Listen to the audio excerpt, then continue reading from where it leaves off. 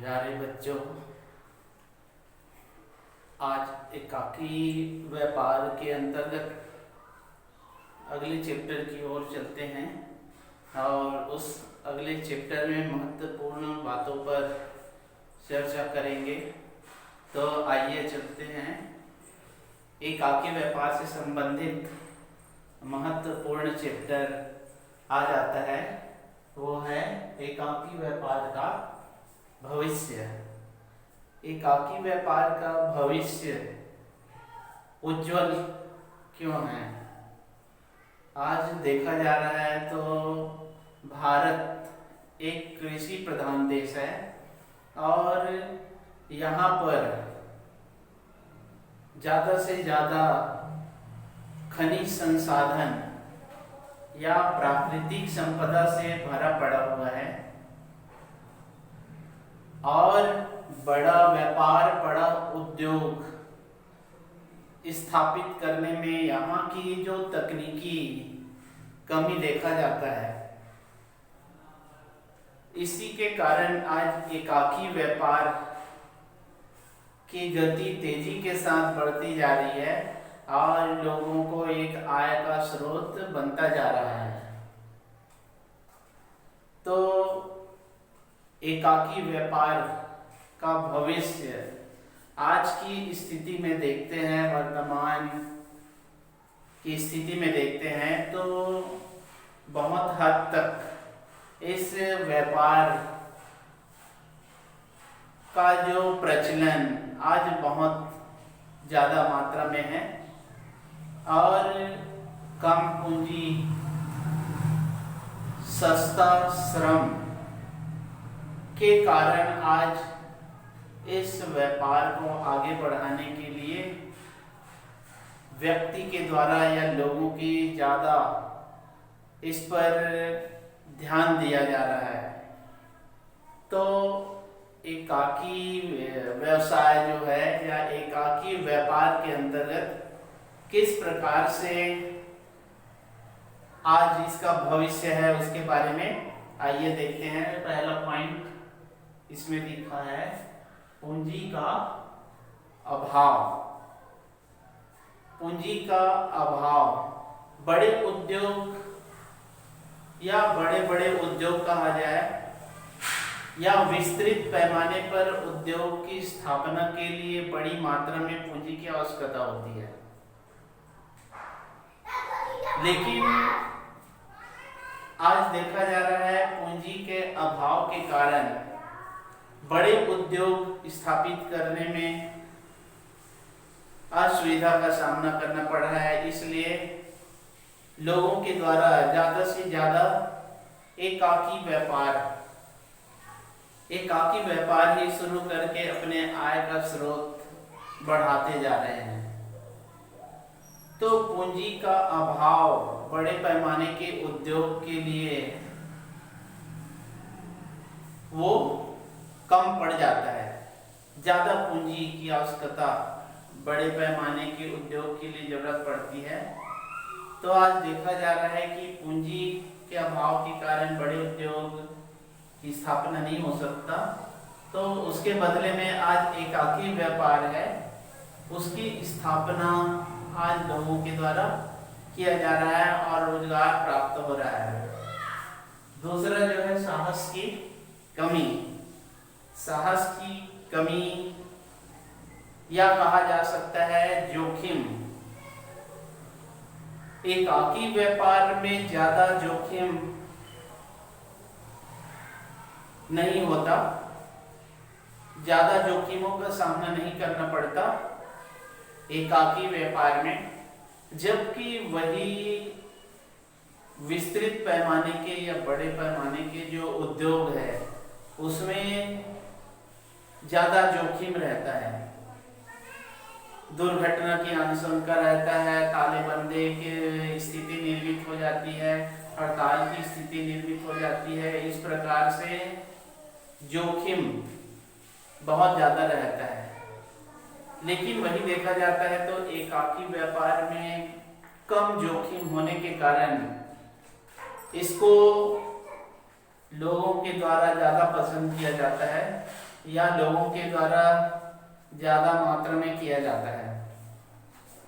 इसके बाद में तीसरा आ जाता है जनसंख्या की अधिकता। जनसंख्या की अधिकता के कारण आज श्रम जो है वो सस्ता है। लोगों को रोजगार जो मिलता है उसमें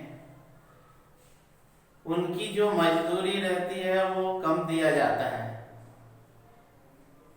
तो जनसंख्या की अधिकता के कारण सभी को रोजगार मिल पाना संभव नहीं है, इसलिए लोगों के द्वारा छोटे छोटे व्यापार स्थापित करके अपने जीविकोपार्जन का साधन या अपने आवश्यकताओं की पूर्ति के लिए वो पूंजी प्राप्त कर लेते हैं या धनराशि प्राप्त कर लेते हैं। तो यहाँ पर देखा जा रहा है कि एकाकी व्यापार का भविष्य अच्छी मानी जा सकती है।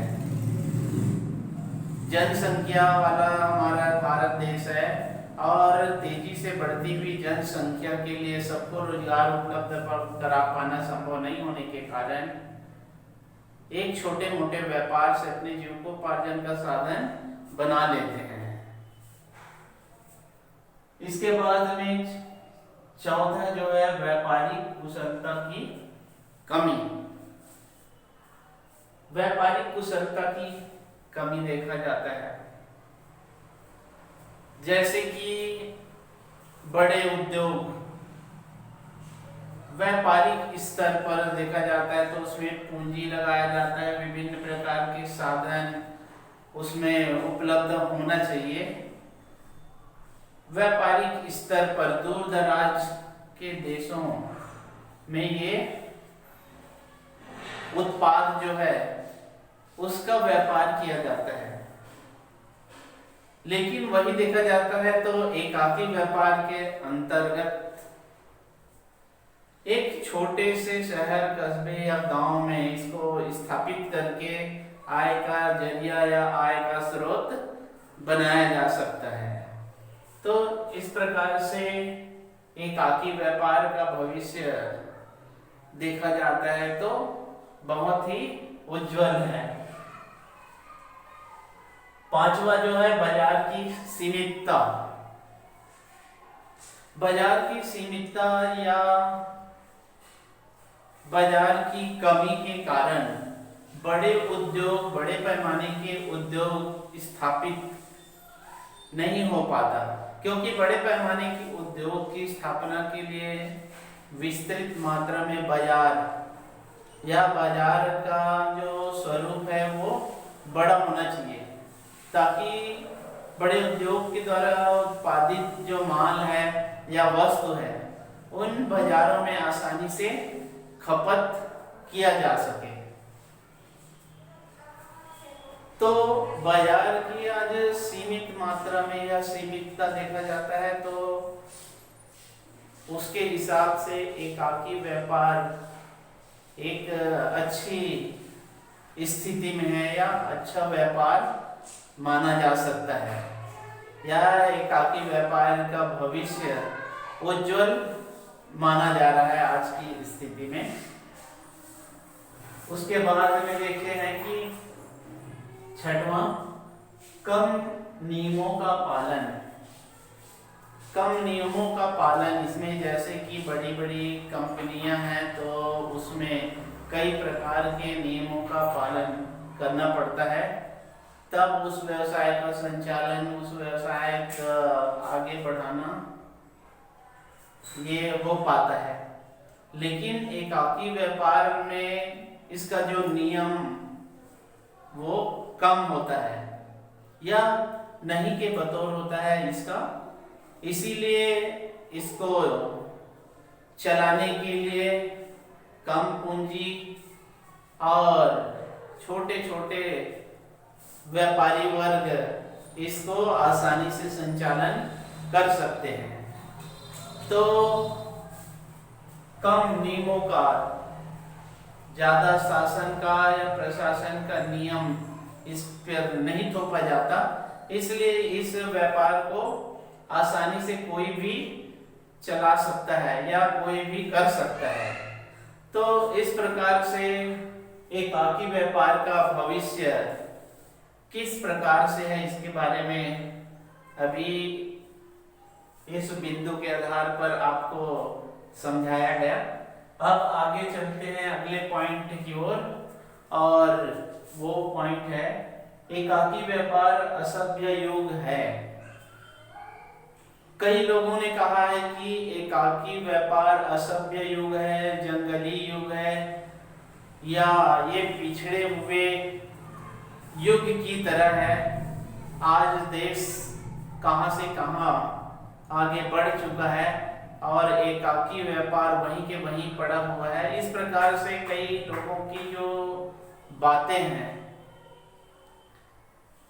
तो इसके संबंध में कई प्रकार के विचार या तर्क वितर्क किए गए हैं कि वास्तव में एकाकी व्यापार असभ्य है कि एकाकी व्यापार सभ्य है। इसके बारे में अलग अलग लोगों का अलग अलग विचार, अलग अलग राय या मत, पक्ष और विपक्ष में यहाँ पर बताया गया है। उसको आइए देखते हैं। तो एकाकी व्यापार असभ्य है, इसके संबंध में पक्ष में तर्क जो प्रस्तुत किया गया है कि हाँ, एकाकी व्यापार असभ्य है।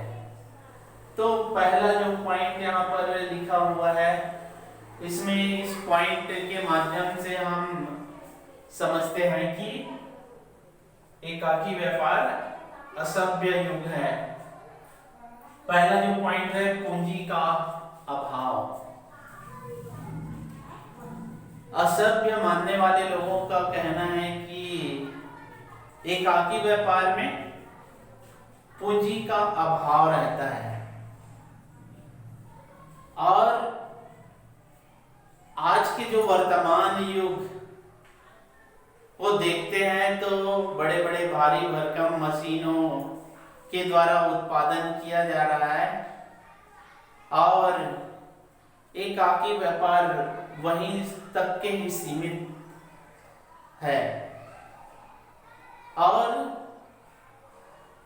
कम पूंजी के कारण ये अच्छा से उत्पादन या गुणवत्तापूर्ण उत्पादन नहीं कर सकता। तो इससे स्पष्ट है कि पूंजी का अभाव, यानी कि कह सकते हैं कि कम पूंजी के कारण इस व्यवसाय को आगे नहीं बढ़ाया जा सकता, या इस एकाकी व्यापार को बड़े व्यापार में परिवर्तित नहीं किया जा सकता। कम पूंजी के कारण कई प्रकार की इसमें दोष या हानि या कमियां देखने को मिलती है, इसलिए ये असभ्य युग है, ऐसे लोगों का कहना है, कुछ लोगों का। उसके बाद में दूसरा जो है सीमित क्षेत्र। लोगों का विचार है कि एकाकी व्यापार, इसका जो क्षेत्र है सीमित है, या इसका जो स्वरूप है वो कम क्षेत्र पर ही किया जाता है। जबकि आज के जो वर्तमान स्थिति को देखते हुए बड़े बड़े संयंत्र की स्थापना और उत्पादन बड़े स्तर पर या बड़े पैमाने के स्तर पर किया जा रहा है, तो यहाँ पर एकाकी व्यापार बिल्कुल नगण्य है या असभ्य है, ये कहना है। इसके बाद में इसके पक्ष में और जो तीसरा आता है परंपरागत तरीका। असभ्य मानने वाले लोगों का ये विचार है कि, या कहना है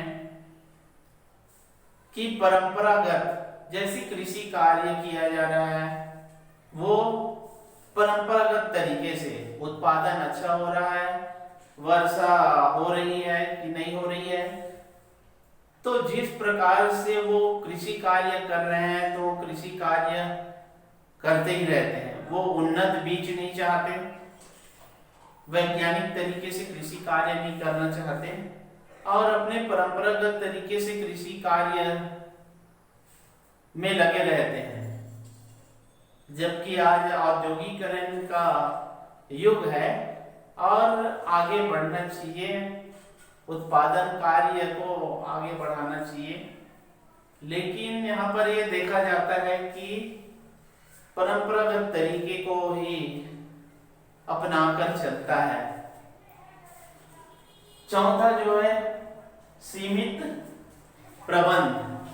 असभ्य मानने वाले लोगों का यह कहना है कि एकाकी जो व्यापार का प्रबंध है सीमित है। सीमित इसलिए है क्योंकि एक ही व्यक्ति के द्वारा इसका संचालन, प्रबंधन, नियंत्रण किया जाता है एकाकी व्यापार का।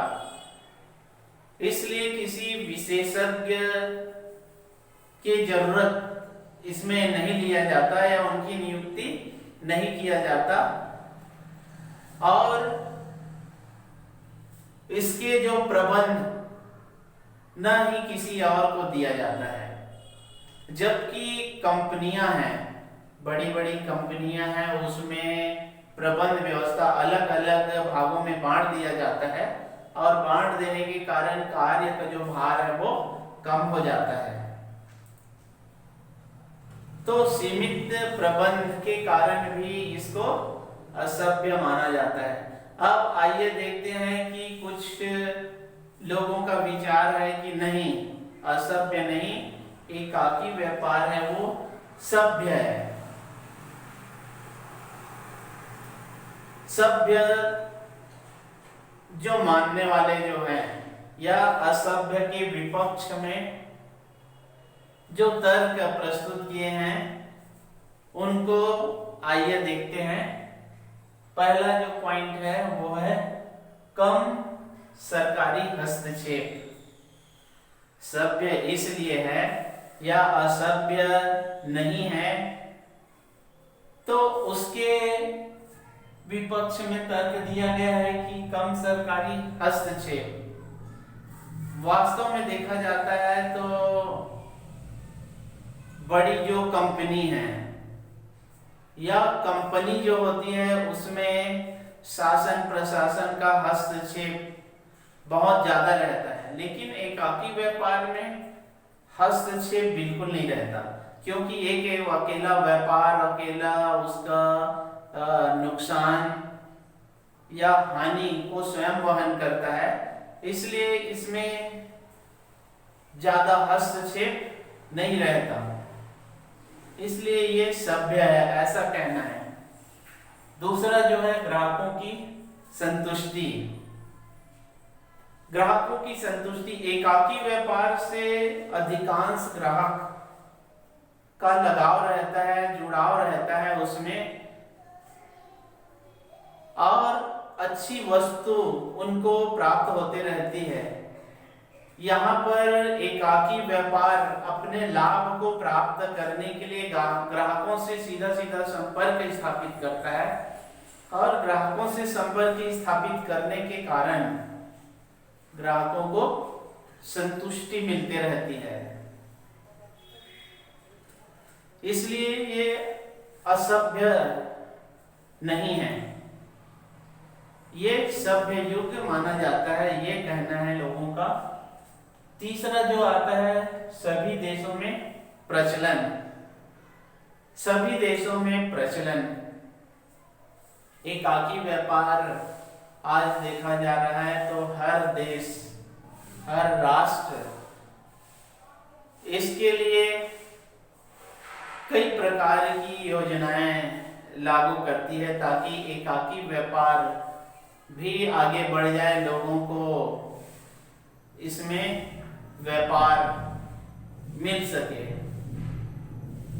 तो आज भारत के अलावा कई ऐसे देश हैं जहां पर एकाकी व्यापार के द्वारा लोगों को बहुत सारे लाभ प्राप्त हो रहा है। चौथा देखते हैं कि व्यवसाय विशेष में आवश्यक है। आज देखा जा रहा है कि कई ऐसे व्यवसाय हैं या विशेष प्रकार के व्यवसाय जैसे कि कृषि वगैरह है, वकालत है, डॉक्टर वगैरह है और नाई, ऐसे कई विशेष प्रकार के जो व्यवसाय है उसके लिए एकाकी व्यापार बहुत ही अच्छा माना जाता है। तो असभ्य युग के मानने वाले के विपक्ष में जो बातें यहाँ पर की गई है, तो इससे दोनों से स्पष्ट यही होता है कि एकाकी व्यापार आज लोगों की जरूरत भी बनी हुई है और वर्तमान स्थिति को देखते हुए ये भी कहा जा सकता है कि नहीं, परिवर्तन जरूरी भी है। वर्तमान स्थिति को देखते हुए एकाकी व्यापार को भी कुछ न कुछ परिवर्तन करना चाहिए। तो इस प्रकार से आज के चैप्टर में आप लोग को एकाकी व्यापार से संबंधित महत्वपूर्ण जो बातें आपको बताया गया। इसके बाद नए चैप्टर की शुरुआत अगले पीरियड में करेंगे। धन्यवाद।